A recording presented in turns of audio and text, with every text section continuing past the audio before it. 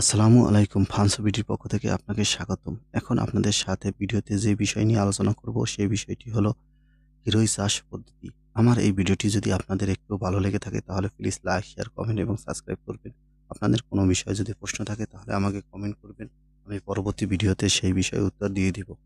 আপনারা হিরোই যদি চাষ করতে চান তাহলে আপনারা ২ ভাবে হিরোই চাষ করতে পারেন। একটি হলো মাচা পদ্ধতি, আরেকটি হলো মাটিতে বাহিয়ে দেওয়ার পদ্ধতি বা মাটিতে বাহিয়ে আপনারা হিরোই চাষ করতে পারেন। যখন মাটিতে হিরোই চাষ করবেন তখন মাটিতে হিরোইর পচে যাওয়ার সম্ভাবনা বেশি থাকে। কেননা যখন হিরোই মাটিতে থাকে, মাটি ভিজা থাকে বা মাটিতে পোকামাকড়ের কামড়ের কারণে হিরোই পচে যায় বেশি। তাই জন্য আপনারা যখন হিরোই হবে তখন হিরোই গাছের নিচে কুটা বা খড় দিয়ে দিবেন, তাহলে হিরোই খুব কম পচবে বা পানি দিলে আপনার হিরোই তো যেটা হিরোই বড় হয়েছে তখন হিরোই পেরে তারপর পানি দিবেন। অতিরিক্ত পানি দিয়ে সেচেতে করে রাখলে হিরোই পচে যায়।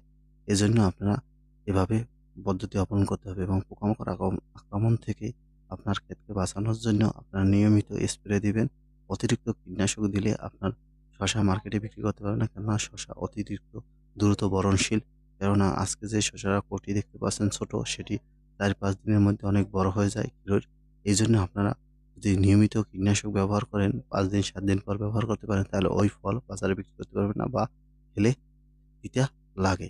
এজন্য আপনারা সবসময় ফরমেনটোপ ব্যবহার করবেন। কেননা এই ফরমেনটোপ ব্যবহার করলে আপনার ফল ছিদ্রকারী করতে পারবেন এবং শসা আলাইয়া বেশি দিতে পারবে না। এতে আপনার ফলন ভালো হবে এবং শসা অবস্থা কম হবে। প্রতিটা শসাই ভালো থাকবে, পকে এবং শসার গ্রোথও সঠিক থাকবে। এছাড়া আপনারা সবসময় আপনার শসা গাছের ভাইরাস দমনের জন্য এবং ডাবা রোগ রয়েছে, এই রোগের জন্য করতে হবে এবং নিয়মিত শসা গাছে পানি দিতে হবে। অতিরিক্ত শিশি করে পানি দিলে শসা গাছ পচে যায়। তাই হালকা ২ থেকে ৩ দিন পর সেচ দিতে হবে। আমার এই ভিডিওটি ভালো লাগলে থাকলে প্লিজ সাবস্ক্রাইব।